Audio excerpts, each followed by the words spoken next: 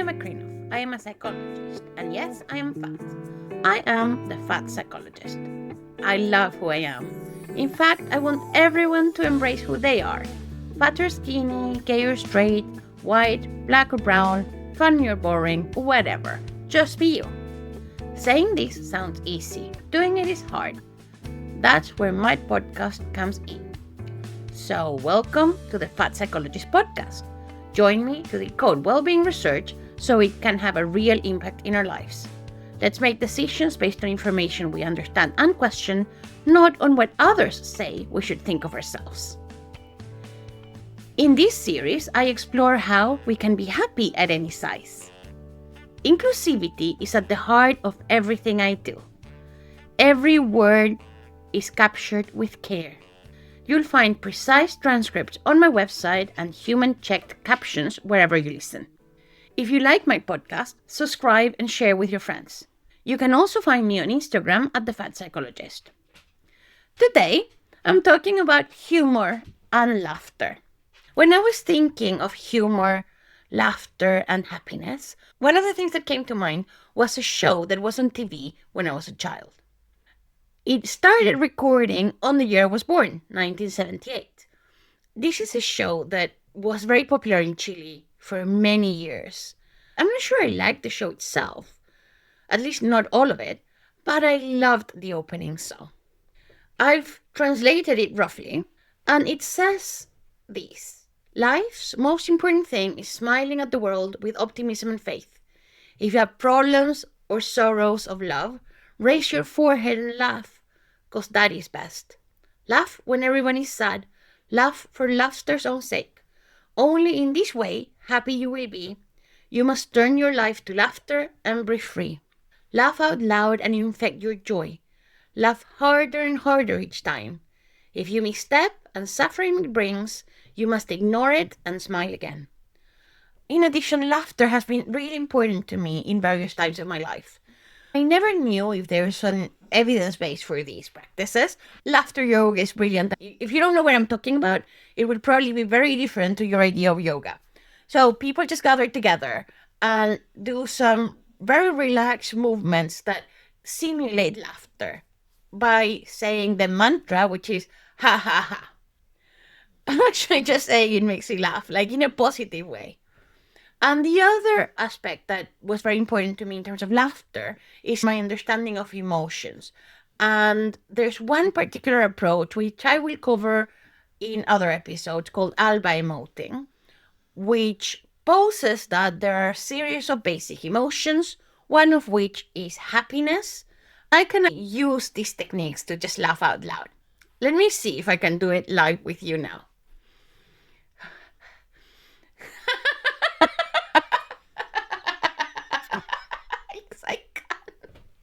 I can still do it. I love this. So I went to training, very real, serious training.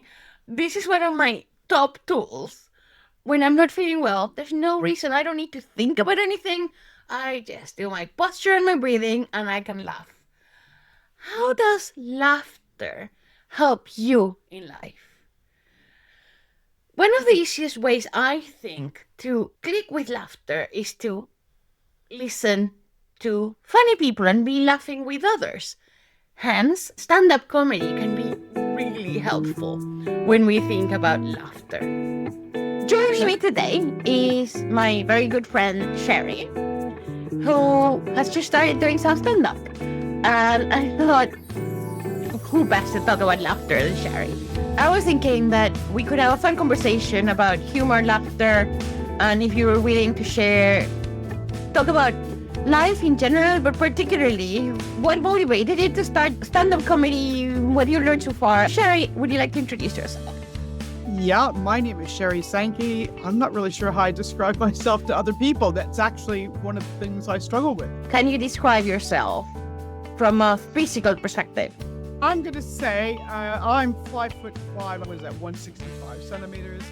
Current weight is probably about 99 kilos. So what am I wearing now? Probably size 20.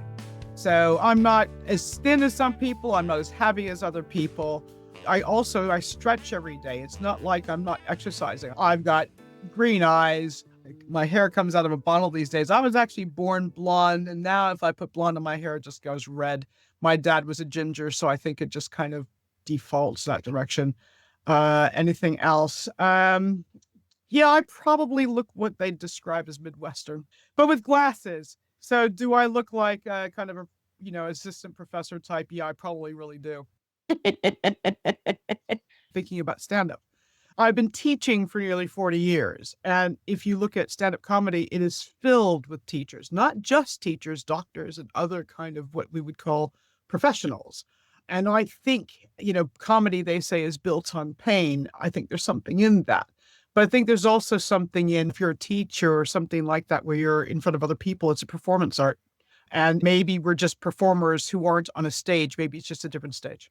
I would agree with that a lot because I actually love being on stage when I'm teaching or when I'm public speaking. I don't know if you come across strengths profiles and strengths approaches to personality. Okay, probably not in that format. No, carry on. There's research on positive psychology that tries to establish, rather than what we don't do well, what we do well. And the idea is that we should function based on the things we do well. So I've done those assessments a few times. And actually, my weakness, probably just leave it, is humor. I find that really hard. But actually, one of my strengths is learning new things. So I want to learn stand-up comedy just because I love to develop and learn stuff that I find hard. But I completely agree with you. So tell us what led you to stand-up. Okay, well, I had two separate opportunities separated by years that gave me the opportunity to have a go. And the first one is something called Bright Club. This is a group of people, they get together and they put on stand-up shows with academics at different universities. I guess it was 2016, 2017. I was trying to actually find the link for you. I'll put it on the show notes. And so you went to kind of a couple of training sessions, and then an hour before you did a kind of a dry run. Now, in that particular instance, I didn't think I was the funniest person on the night, but I probably was the funniest person in the show because they had two chaps. One who was from the art school. He was just so funny, but he froze in front of the audience. And I think that's one of the big problems with comedy is you want to be funny. You've got this, I'm going to go out there and I'm going to be Sarah Millican, and you turn out that you can't remember your own name because, you can't see what you're looking at in front of you. I felt like I had a good night. And that was the only opportunity I had for a really long time. And then two things kind of happened last summer simultaneously. One, I've been hassling the pub where I go to. I've been going there for a very long time. And I said, you do all these open mic nights for music, but you don't do it for comedy. And they consistently said no. And then Emma said, actually, we'd like to consider doing it. Would you be willing to participate? I'm like, that's terrific. Sounds like fun. And almost at the same time, there's something called Ultra Comedy. And it's just starting again now in Birmingham. And it's 8 weeks or 10 weeks, something like that, of comedy training. And it's free, but you have to do fundraising. So you have to sell tickets for people to go to the show because they need an audience. And you also have to do fundraising for charity as kind of incentive. So that's how they make their money and pay for the comedy teachers and so on. Our guy was a guy called Tom Short. He was really fun. I'm still in regular, almost daily touch with the group of people who I worked with then. You yourself went to that performance, and as you saw, it was super funny. Some people, including you, were really funny. But I'm really good in front of an audience like at work. But I think you have to kind of get used to the difference between teaching and presenting in a comedy way, because you're trying to present this exaggerated version of yourself, but you have to be true to yourself. If you try to fake it, comedy isn't funny. And that's the problem. You kind of trip over yourself on stage. So, for example, when I look at the pictures in the video, it makes you look like you've got all this space on stage. You didn't have 2 feet square. You couldn't move. The light was right in our eyes. It was really, and it's funny because I was so busy. I was so involved taking pictures of other people. I wasn't really thinking about my own set, but that was only kind of the first 3. I did think most of the people were really funny on the day. What have I learned is that it's really hard work to write comedy. Because if you're doing a stand-up, you're trying to present yourself, but what it looks like on paper isn't always the same way it plays for the audience. Or I might say a joke to one person, but another person doesn't necessarily laugh at it. So what are the kinds of comedy or styles that there are, and what do you like to do? I've got kind of some clean comedy, and I really try hard to do that. But my natural territory is probably more George Carlin, Richard Pryor. These are not clean people. These are potty mouths. And I kind of like that kind of comedy, but he can't always do that. I think the problem I have here, you and I are both, well, we can only call it immigrants in this country. Or immigrants, yeah. Yeah, with that in mind, when you're going in front of a different audience, I mean, an audience that's culturally different, especially in a situation where they're watching the news the same as everybody else. So when I'm getting on stage now, I really don't know how people are interpreting my presence. But that means I can only do so much of that kind of Americana. I'll call it Americana. And then I have to touch another subject. But when you talk to you about your presence, it reminded me of when we were chatting on chat rather than talking. And I was talking about something serious, and you just went, what's in the border? What borders on insanity? Yeah. Mexico. You had to explain it. Like, and now I think it's in. Yeah, but I think that's another thing is your timing has got to be right with comedy. When all this stuff, when January 20th happened and suddenly the country I thought I knew, at least some of what I knew turned into, well, I don't know what you want to call this right now. I'm not going to go too far that way right now. But I immediately went into comedy in that space. And the trouble is what was happening was super obvious to me. But it wasn't really on the BBC. It wasn't. In fact, what was weird about it is when I first found out about it, it was on the news and then it disappeared for 3 days. So what are you talking about? Right, I think I know, but I'm not sure the audience does. Lots of things happened, but I knew that the United States was in genuine trouble. I mean, genuine, I cannot believe this is happening trouble. When Elon Musk went into the Treasury at 5:30 on a Friday afternoon and everybody is supposed to be going home and started tapping into the systems. That happened sometime in like a week or so after Donald Trump came into office. And immediately my first response is, where is the Congress? You know, the only people who can check the power of the president are those two sources. One is the Congress and the other is the military against enemies, foreign and domestic. I think people have forgotten that second part. And what you don't want to do is say that somebody's evil because they don't agree with you politically. I don't have a problem with disagreeing with people politically. I do have a problem with the fact that, A, there's not a GDPR in the US. So, even those simple data protections were overturned. And the consequences, people don't really understand. And so I think that's the other thing. I work in information systems. Another thing, in a way, you and I have in common. We have portfolio careers. It's like we just jump from one thing to another. Like our attention span, or at least my attention span, sometimes is like, now I'm doing this and now I'm doing the other thing. And now, so I'm like, yeah, I'm a psychologist and I've been a psychologist for a really long time, but I actually have worked in marketing, currently in AI. It's like, okay, what's what I'm going to do next? I'm now having a podcast.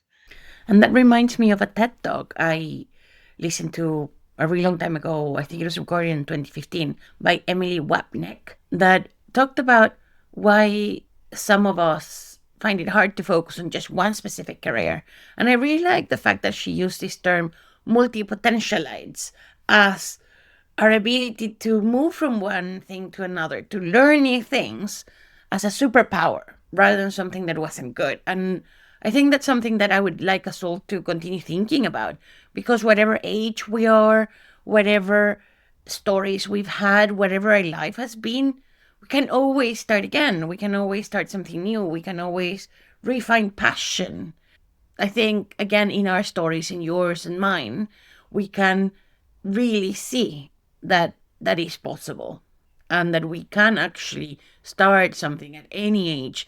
And particularly because so many successful business people have actually started their businesses after the age of 40. So we're never too late to start. And I suppose in a way that also reflects your, I'm now going to try comedy. I am flighty in that I like lots of different things, but they will tend to weave in and out of my life. It's not that they disappear completely. I've been doing photography since I was, 10 or 12. And I've got pictures even now from all that time, and sort of seriously got into it with digital stuff. I've always done needlework and sewing. My grandmother was a seamstress, and there will be fits. I'll go through 6 weeks, 6 months of doing this stuff every day, and then I won't touch it for years. But, it's still there. And I think it's great when you have those kind of skills. You can look at something and say, I don't like that. I can fix it and make it different. I do that with woodworking. I'm also an amateur astronomer. I'm still learning how to do that, but I'm just as happy going outside and go, ooh, look, pretty stars. So there are things that weave in and out of my life. and things I've always been very, very consistently interested in. But I do skip and jump sometimes. I just say, well, I'll get really into something and then I'll kind of walk away from it for a while. Comedy hasn't really been that way. It's kind of snuck up on me over years. And I think that's now I'm thinking comedy is a good outlet, and it is something can actually be taught and learned and practiced, and you improve at. I am so much more comfortable on stage now than I was. What I know about myself, though, is as much as I would like, I love the idea of Sarah Millican, but actually I'm not sure I would be suited to that life. And what this has shown me is I'm not sure I would call it a career change. That wouldn't be fair. At this point in time, I am looking perhaps for change of directions. And I think this is one of those things. But my interest in comedy is not starting now. That's just when I got the opportunities. I have been listening to stand-up comedy since I was 10. And it was very much a part of, particularly when I lived with my dad as a young adult, that was always part of what, as a family, we kind of liked together. Before I moved to the UK, I saw some live comedy in the US. Of course, I come from Los Angeles. That's very available, but it's a long way away from where I lived in the Valley. So that wasn't kind of a daily thing. I think here, it's much easier to access live performances because you've got trains and things like that that can take you to London and Birmingham and all these wonderful places. And we're very lucky here. I live in Wolverhampton, and this is actually a really great place for performances, particularly now. We're getting really big names here. So we get to get out a lot at night now, but we didn't used to do that. I really like Birmingham too. There's so much to do. But nights, horror. I'm a complete morning person. I used to go dancing a lot when I was younger, dancing salsa. I want to go back to that, but I definitely just go to this lovely place, a community hall in Coventry Central Hall, where there's an afternoon, like 6 p.m., dance, salsa party and salsa classes, although I don't really need the class, but it's so much fun. That's kind of my idea of a night out. 6 to 8 p.m., then go to bed at 9. But that's the thing, it's out at night. I cannot see myself, even for lots and lots of money, traveling around the world, doing stand-up all the time. Not because I really don't enjoy stand-up, but because I just can't imagine the lifestyle that would go along with it. I'm too tired. I'm too tired to do that sort of thing. But where I think it has taken me is a place where I like to write comedy. And I think I'd be brilliant writing for other people. I've occasionally met somebody where I said, please let me write comedy for you because I think I can do a good job of that. Something that would look good coming out of them. What's it that you enjoy about watching comedy to start with and then performing and then writing? Because they're different, but yeah, okay, that's fair. I like watching it because I like to laugh. Look, if I want to cry or whatever like that, I watch TV news. Well, sometimes watch a period drama. I actually don't like dark and shoot 'em up things. If there's a lot of guns and stuff like that, I have zero interest. If I'm in a cinema and I'm trapped by that noise, that sound, I have ADHD and I am really sensitive to some of that input. If I get overwhelmed by it, I walk out. But a live performance or a live band or something like that, where you have a little bit of that detachment, I think I quite like that better. I think also, why did I hadn't really thought about it until you asked this question now. Why was that such a part of my childhood when a lot of people I knew then didn't really watch comedy? I think it was because cancer entered my family's life from the time I was quite young. And I think that's one of the ways that my dad dealt with it. And it's not hit our generation yet. But I think that was his, he had plenty of time for the drama. He had plenty of time to hear the doctor shows. He had plenty of time to deal with ambulances and police and things like that. I think he just found other ways to kind of escape the world, and laughing at it was one of his ways of doing so. And I suppose it's just an inherited trait from there. But being able to deliver it, I think part of that's the job. If you teach for very long and you don't have a sense of humor, you'll crack up. You've got to know that's true. And maybe that's it. Normally, when I'm in front of an audience, I am trying to get their attention and make them listen. I think with comedy, people are willing to listen to start with. If they think you're bad, they'll let you know about it. But I think it gives you the opportunity in a very short space to get quite a lot of good, positive feedback, unless you get it wrong. And without affecting the whole rest of your life. I think it's very different from lecturing that way. I'm not as spontaneous as a comic as I've seen some other people. I think it's a matter of practice. That's my next kind of course will be improv, possibly MC. Maybe I'd be a better MC supporting other comics. I don't really know. But that's the thing is I'm kind of exploring the space because I think I want to do it, but I can't imagine wanting to do it at scale. I like writing it because writing is something I've always done as stress relief, as interest or whatever like that my whole life. Actually, I enjoy the writing process so much. I enjoy the performing process, but probably at least as much learning what the skill is there. So I think with the things that you're saying, there's various reflections. And one of the things that at the very end, you're talking about enjoying. And I think that's so important, isn't it? That we do things for pure enjoyment, whatever that is. So it doesn't need to be productive or it doesn't need to be a career. Yeah, I tend to enjoy things that are sometimes very productive. So I'm really enjoying doing this podcast. It's like so much fun. I'm talking to loads of people, potentially being heard. And actually today I got an email from someone at work going, I was on holiday and I found this podcast called The Fat Psychologist. And then I realized it was you. And it was so lovely. How marvelous. I know. And I'm like, okay, this is serendipity now. So I think an element of happiness has to do with that. It's just doing some stuff we like, even if that stuff we like is anything, gardening, lying in bed, watching TV once in a while. I really believe that watching too much TV cannot bring us deep enjoyment, but that's just me. Maybe some people do get that. I just find it a bit boring. But being in contact with people, being in contact with nature is known to have these positive effects. And there's a lot of research that shows this connection between well-being and laughter. For example, Berta Tunali-Gill, and apologies if I'm mispronouncing this, has just very recently published an article called The Mighty Powers of Chuckles, Giggles, and Guffaws, the Public Health Benefits of Laughter. This is published in February 2025, so really new. And she's looking at the evidence we have of the relationship between laughter and health. The evidence shows that laughter yoga and other laughter programs can promote mental health. It doesn't surprise me at all. And also that there are positive impacts in the way we think. So it might lower the risk of dementia or also health elements like physical health, such as cardiovascular health. And what's even more interesting to me is that there's more research being done on laughter in the past few years than it has ever been done before. So we looked down on this and now we're realizing that actually it is a very powerful tool for mental health. And that leads me back to what you were saying about your dad and how going through a really tough period, then laughter was a way of coping, isn't it? Well, that's where I think pain and comedy really do have a relationship to each other. But one of the things they teach you on the comedy course is you can't aim laughing at somebody else. You can't punch down. If you're going to laugh, you got to laugh at yourself. And I guess that's where weight and all this kind of comes maybe back into it. Maybe why don't I want to travel the world like that? Well, part of it is because my personality and I am too tired. But I think I will never, have you ever seen people from television? I've met a lot of television people. I've been very lucky in my life to have met a lot of famous people.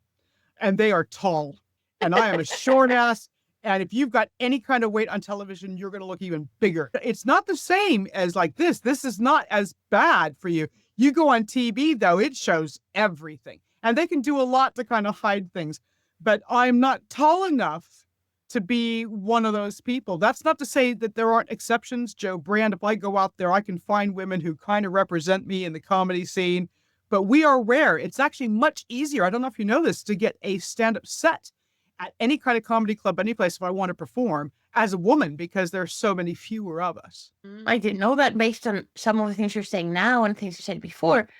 The other thing that's coming to my head is power. You said we're migrants. Yes, we are. And very powerful migrants because we're very white. And in a way, people don't notice we're migrants until we speak. And then they're going like, "Ooh, but where are you really from?" Is that an American accent? Do I detect a twang there? You know, I've had it said to me, I don't know how many different ways. And for the most part, it's very friendly and happy. Not always. I've had a few incidents where people were not so nice about it. But you know what? they're not responding to me. They're responding to what they see on the news. And I don't take it personally because it's not meant that way. I mean, they try to mean it that way, but I know they don't, because how could they? They don't know anything about me.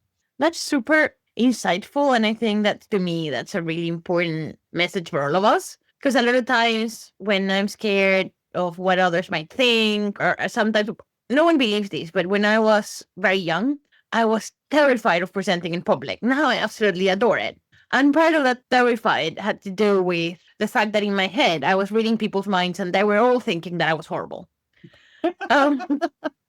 Yeah, which honestly, I couldn't impossible to know. Like, now my approach is, you're clearly thinking I'm the best teacher in the world, so I'm amazing. If they didn't ask questions, it's because I was very clear. And other people have that much more often, you know, and the same with comedy. And not the comedy I watch, because the stand-up comedy I tend to watch is very political.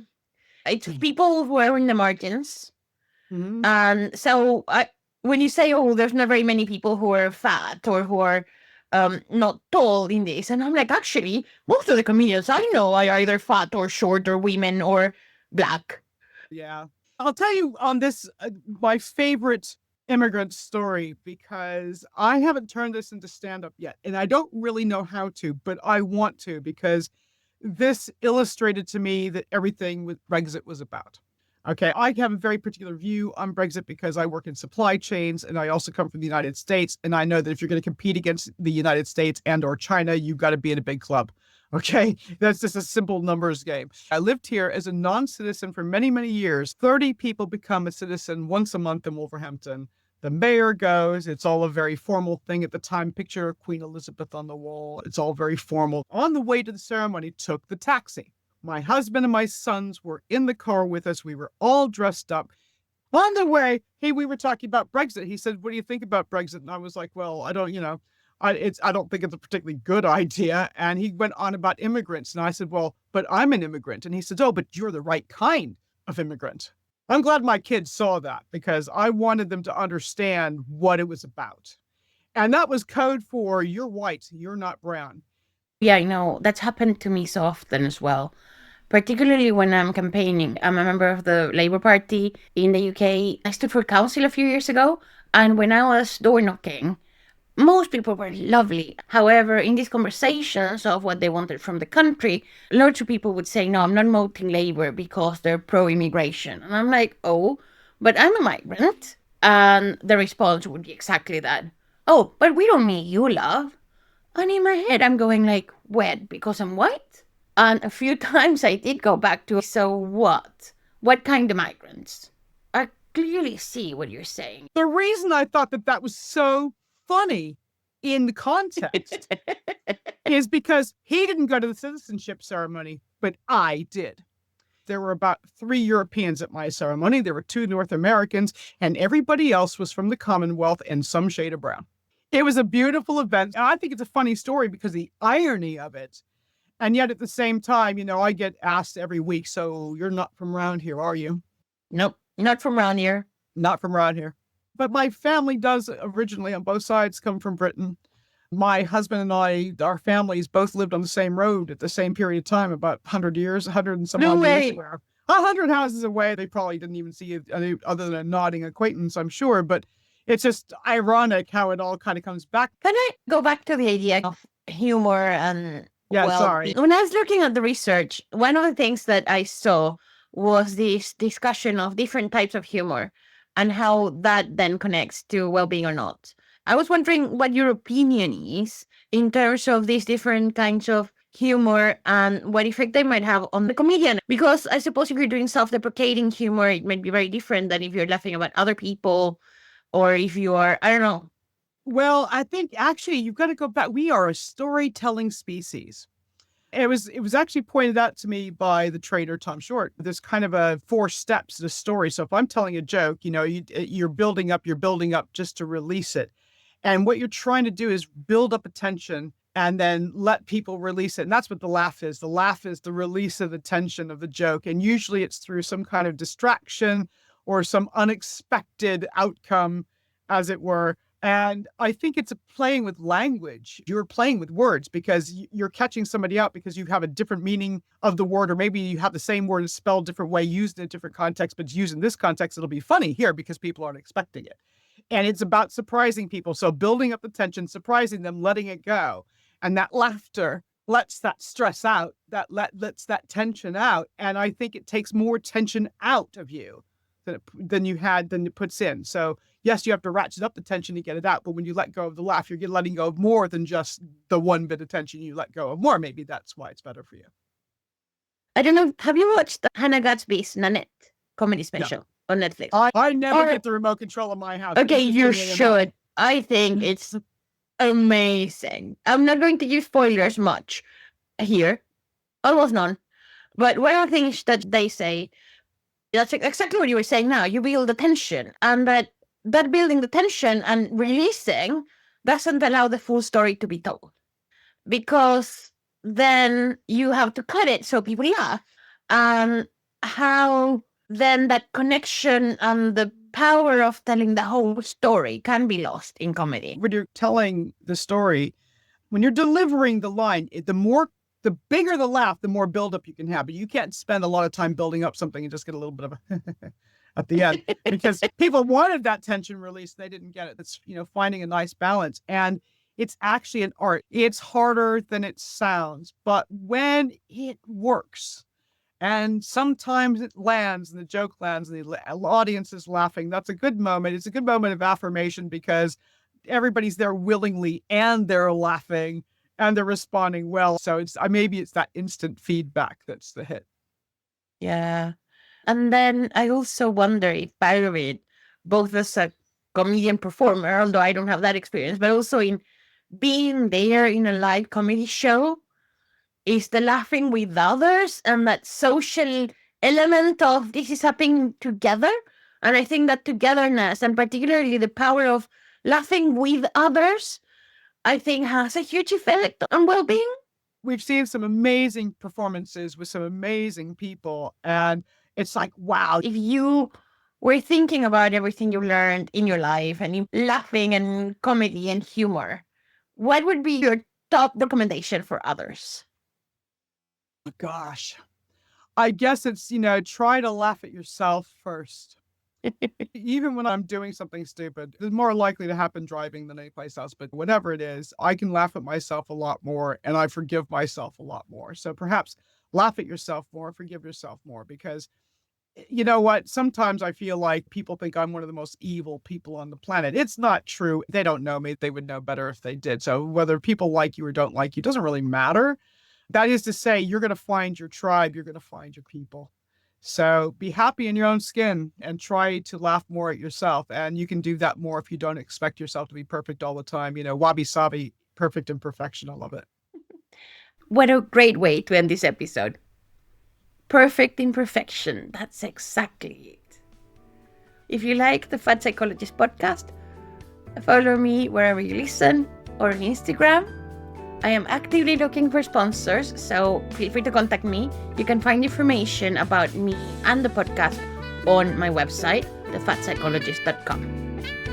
This episode was edited and presented by Ninna and Sheri, and this series was created with the help of Manish Verma.